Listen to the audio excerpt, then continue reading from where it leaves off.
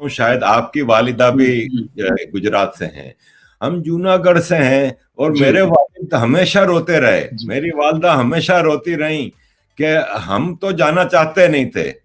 और जो बलवे शुरू हुए थे, ये आपको पता है कि अंग्रेजों की एक साजिश थी पाकिस्तान बनाना, और फिर इसमें ऑन बोर्ड थे जिन्ना और बाकी नेहरू साहब, और ये बलवे शुरू हुए थे। इसका बिगिनिंग पॉइंट था कि जब पाकिस्तान के पंजाब से सिखों की लाशों से भरी ट्रेनें पहुंची इंडिया में, तो उसका रिएक्शन आया।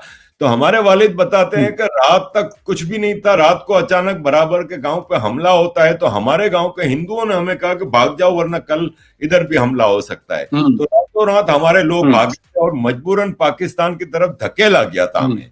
आज उनको मुहाजिर कहा जाता है, थर्ड क्लास सिटीजन पाकिस्तान में, कोई राइट्स नहीं। जैसे मैंने जब मैट्रिक किया तो मुझे 65% चाहिए थी कॉलेज में एडमिशन के लिए, जबकि एक सिंधी को या इंजीनियर्स को 45% पे उसी कॉलेज में एडमिशन मिलता था। फिर जॉब्स में भी कोटा सिस्टम, और ये सब इंडिया में मुसलमानों के लिए रिजर्वेशंस होती हैं उनको इंकरेज करने के लिए। हमारे यहाँ उल्टा हिसाब है।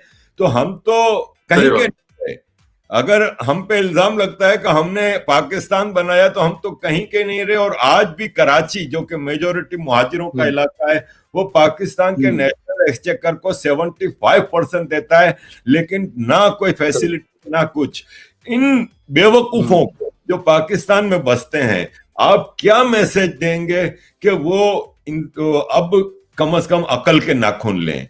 क्योंकि आज भी वो भारत को गालियां देते हैं, क्योंकि पंजाबी फौज का असर है। देखिए, सबसे बड़ी बात इसमें यह है कि पाकिस्तान को मैं क्यों बोलता हूं कि सबसे बड़ा फ्रॉड और साइकोटिक नेशन है। उसने जब बात की जिन्ना ने पाकिस्तान बनाने की और उसके लोगों ने, तब उसने कहा कि ये मुसलमानों के लिए ये होमलैंड होगा, for all Muslims of the subcontinent. और Muslims of the subcontinent तो छोड़ो भाई, बंगाली बात बोलने वाला मुसलमान इनको नहीं ठीक लगा तो इनका वो विभाजन हो गया। ये सिंधी बोलने वाला मुसलमान इनको नहीं ठीक लगा। जो भारत से मुसलमान सर्कमस्टेंसेस की वजह से वहां पर चला गया और जो आज रिग्रेट कर रहा है, उसको इन्होंने मुजाहिर बना दिया। अहमदिया को टारगेट करते हैं, शियाओं को टारगेट करते हैं, आखानियों को टारगेट करते हैं, ये तमाम मुसलमानों को टारगेट करते हैं। हिंदुओं को तो करते ही करते हैं। एक वीडियो भी आया है मेरे पास 2-3 दिन पहले, कोई आपके टेलीविजन चैनल पर कोई बेतुकी लड़की सी है, उसने बोला पता नहीं क्या स्टेटमेंट उसने दिया है, हिंदुओं की मां मरेगी। ये इस तरीके का व्यवहार तो हिंदुओं के साथ तो करते ही हैं। इसलिए 23% से आज हिंदू कितने प्रतिशत है कि इसलिए इतने सारे सिख हुआ करते हैं। वो सिख पर क्या हो रहा है, ननकाना साहब पे अटैक हो रहा है, कृष्णा का मंदिर नहीं बनने देते, किस तरीके से ये लोग माहौल बनाते हैं। पर आज सवाल ये है कि क्या आप मुसलमानों के भी दोस्त है क्या? ये आर्मी वर्दी वाले लोग ये तो केवल और केवल एक अपने छोटे से क्लब के दोस्त हैं। और वो क्लब आपका बहुत बिल्कुल सही है, पंजाबी क्लब। ये आर्मी के नाम पे कर क्या रहा है? बताया जा रहा है कि कोई आदमी अपना प्राइवेट पास्ता का बिजनेस चला रहा है, कोई अपना कोई और बिजनेस चला रहा है। ये आर्मी के लोगों का भी अजीब अजीब शौक है। मतलब देश को तो सुरक्षित रख नहीं पाते अपने।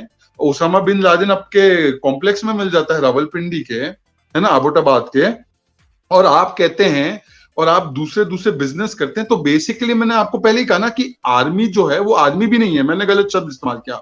एक पंजाबी डोमिनेटेड उनका एक एलिट क्लास है जिसने पावर स्ट्रक्चर को कैप्चर किया है। और वो इतना इंटॉलरेंट है कि भाई हिंदू तो सिख छोड़ दो, दलित छोड़ दो, इनको तो अपने मुसलमान भी नहीं ठीक लगते जो दूसरे लैंग्वेज बोलते हैं या दूसरे उनकी स्ट्रीम से है मुसलमान। तो इसीलिए मैं कहता हूं कि पाकिस्तान को तो मतलब एक कंट्री कहना जायज ही नहीं होगा। It is a small exclusive club जिसकी एक आर्मी भी है। एंड पाकिस्तान को कहना कि ये मुसलमान, तो ये लोग जो भड़कते हैं भारत के खिलाफ, ये लोग क्यों भड़कते हैं? क्योंकि उनको इस्लाम के नाम पर भड़काया जाता है। तो आज उन लोगों को जिनकी बात आप कर रहे हैं उनको एग्जामिन करना चाहिए। भाई आप लोग अगर इस्लाम का इतना बड़ा ठेका लेकर चल रहे होते तो फिर बांग्लादेश अलग क्यों हो गया? वो थोड़ी हिंदू थे, बांग्लादेशी तो मुसलमान ही थे ना। वो लैंग्वेज पे क्यों अलग हुए आपसे? वो आपकी क्लब से अलग हो गए क्योंकि आपकी क्लब में उनके लोगों के साथ किस तरीके का व्यवहार किया। और उस क्लब में केवल पंजाबी डोमिनेशन हो सकता है, इसीलिए वो आपसे अलग हुए।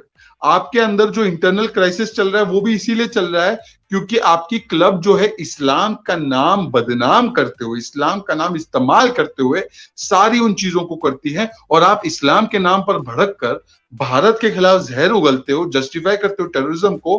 भाई भारत में जो मुसलमान है आपसे कई गुना ज्यादा बेहतर है, और सबसे ज्यादा बेहतर और सबसे ज्यादा स्टेबल आज कोई देश है मुसलमानों के लिए वो भारत ही है। Syria, Afghanistan, Iraq, Iran, Saudi ये नहीं है, इंडोनेशिया, मलेशिया ये नहीं है, भारत ही है मुसलमानों के लिए दी अल्टीमेट, मैं कह सकता हूं जन्नत। तो ये लोग जो भारत को मुसलमान और इस्लाम के नाम पर भड़काते हैं, इनको तो they should ask their conscience, इनको थोड़ा सा देखना चाहिए कि क्या हो रहा है अपने देश में और दूसरों को देश में। हम बड़े खुश हैं, हाँ यहाँ पे इश्यूज होते हैं, ये मैं नहीं कहता कि कोई इशू नहीं है, पर वो इशू जो होते हैं ना उसको मैनिपुलेट करके इस्लाम वाला इशू या मुस्लिम वाला इशू बताया जाता है, होता नहीं है। यहाँ पे लिंचिंग होती है, वो लिंचिंग इसलिए नहीं होती क्योंकि आप मुसलमान हैं, वो लिंचिंग इसलिए होती क्योंकि यहाँ पर एक माइंडसेट है कि कोई कमजोर होगा तो उसको थोड़ा सा, ये लोग अपराध हो जाता है कमजोर लोगों के खिलाफ, ठीक है ना, वो हर देश में होता है। पर उस अपराधी का धर्मजात निकालना और फिर उसको बोलना कि इसके ऊपर अपराध इसलिए हुआ क्योंकि वो इस धर्मजात का है, ये गलत प्रेजेंटेशन होगा। और हमको हमारी कमियां, हमें अपनी इंटरनल प्रॉब्लम्स मालूम है और हम अपने संविधान के तहत उन इंटरनल प्रॉब्लम्स को सॉल्व कर देंगे। परंतु आप लोग जो भड़का रहे हैं ना इस्लाम और कुरान के नाम पर, मुसलमान के नाम पर, आप एग्जामिन करो कि आज आपको शिया क्यों नहीं पसंद, आज आपको अहमदिया क्यों नहीं पसंद, आज आपको बांग्लादेशी क्यों नहीं पसंद, आपको बलोची क्यों नहीं पसंद, वो तो मुसलमान है। शहजाद भाई, एक और बुनियादी मसला है मुसलमानों के साथ सब कॉन्टिनेंट के, एक कंट्रोवर्शियल हदीस है गजवा हिंद के हवाले से, जिसको बहुत ज्यादा हमारे बचपन से जहनों में डाला जाता है, जबकि मेरा बचपन सऊदी अरब में गुजरा है, वहां पे कभी हमने गजवा हिंद का नाम नहीं सुना। इंडोनेशिया का मुसलमान कभी गजवा हिंद की बात नहीं करता है, दूसरे जो मुसलमान है वो नहीं करते, लेकिन सिर्फ ये पाकिस्तान और इंडिया के मुसलमानों के जहनों में ये गजवा हिंद का कीड़ा डाला जाता है बार बार। इसको कैसे निकालें?